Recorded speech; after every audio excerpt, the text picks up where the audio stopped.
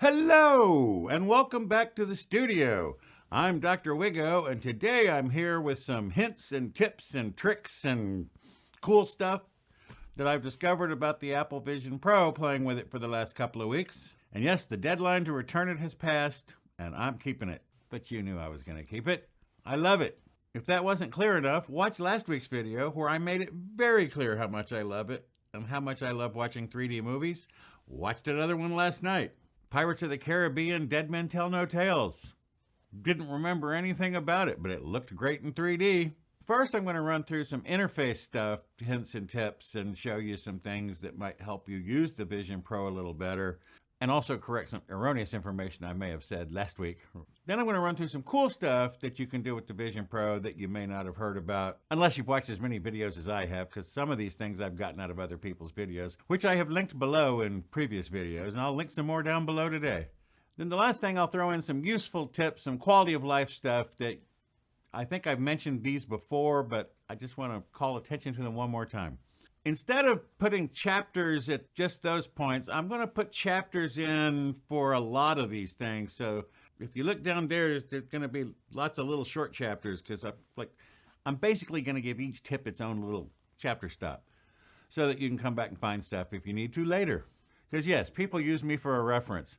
Yes, that's very sad, but unfortunately, it may be true.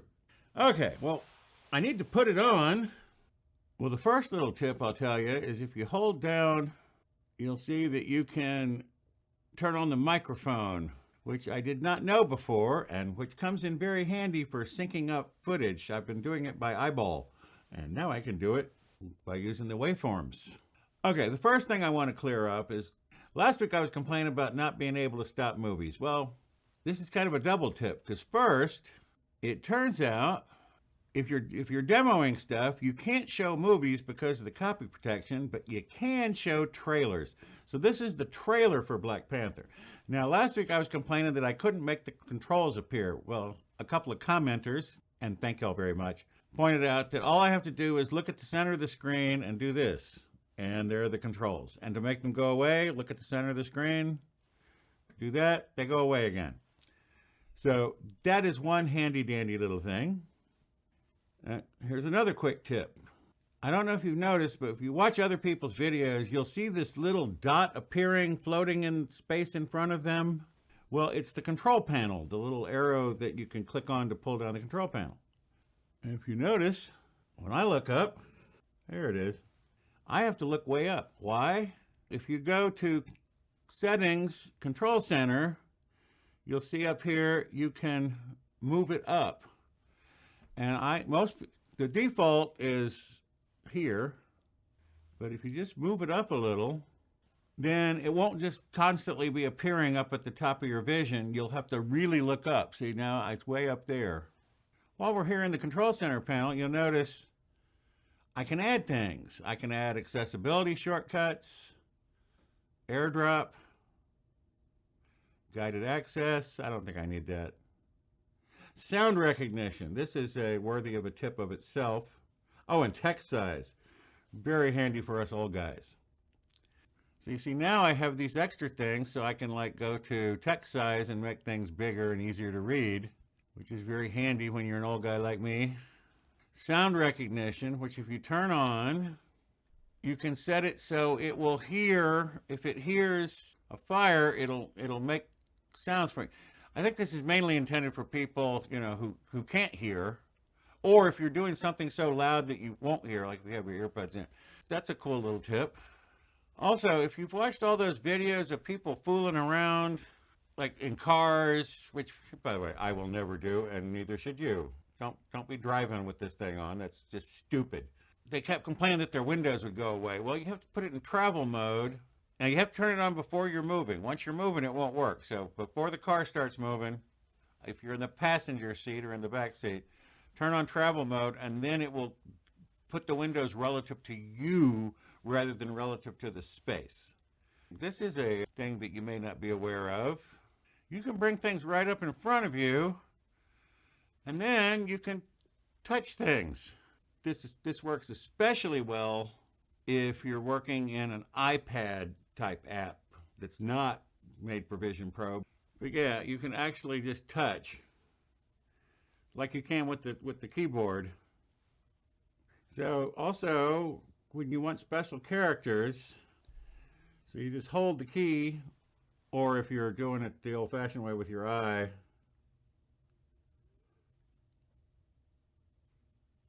you hold it. So you can get all the weird little special characters. So one of the complaints people have is about the immersion.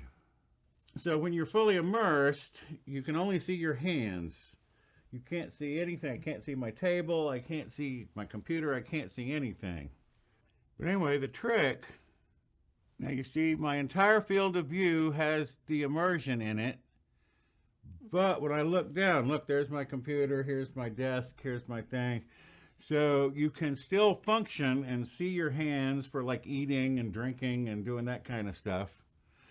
But you still have the immersion in front of you, so you don't have the environment interfering. If you go to, like, say, the Apple website and say view in your space, and then wait a long time. So here, there is an iPhone.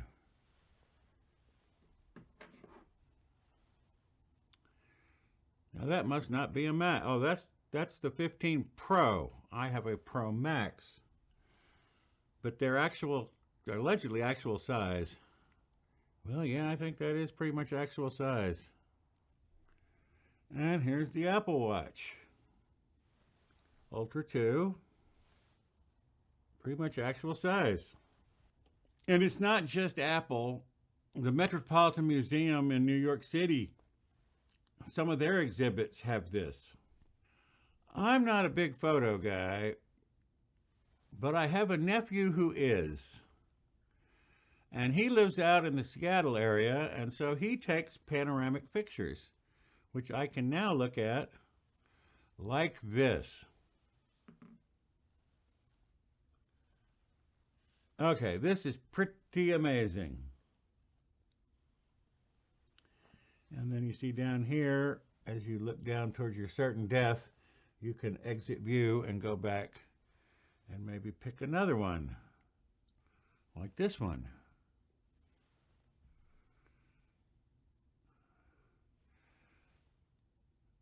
Those trees over there and the way the land is fallen, it looks a lot like the ship from Goonies. And wait, that looks like the island. Wait, well, of course, that was also in the Pacific Northwest, and this is the Pacific Northwest. Maybe that is the ship from Goonies. I'm just kidding. But these are pretty amazing.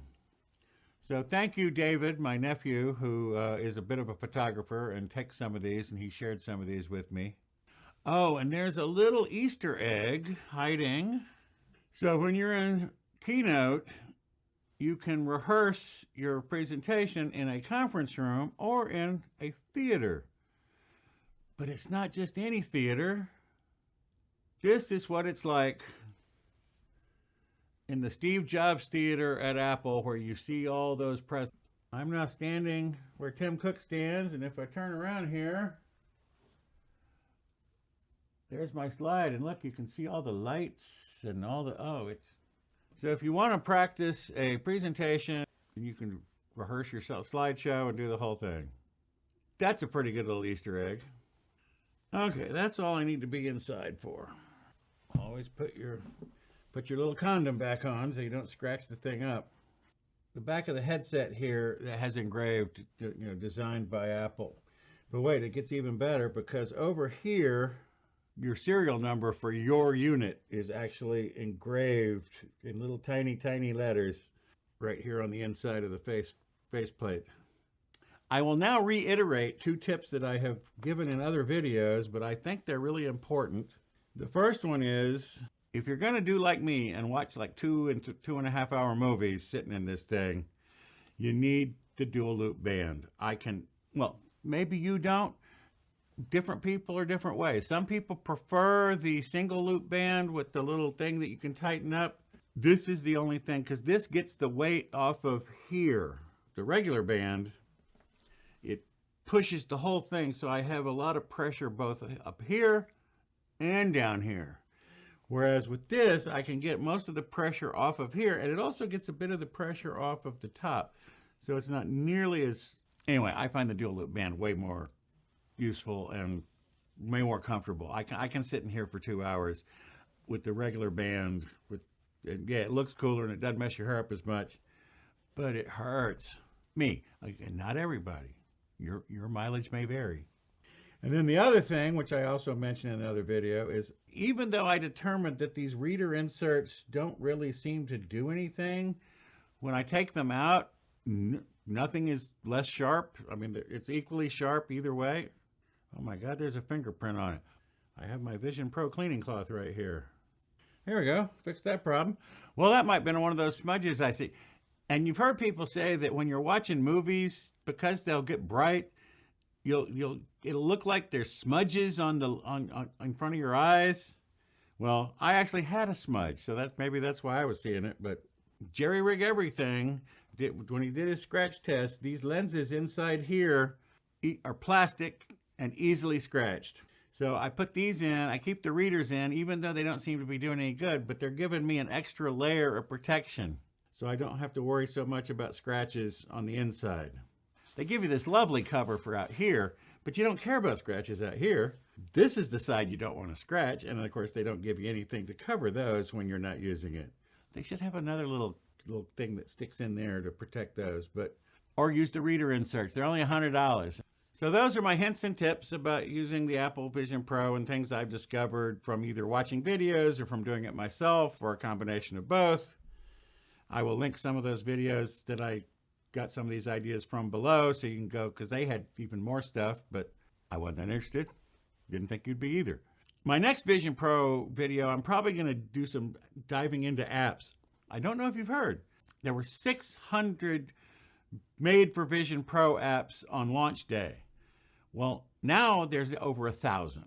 So in the last 2 weeks, over 400 more apps have dropped in the App Store. No, the App Store is horrible to use and it's hard to find things.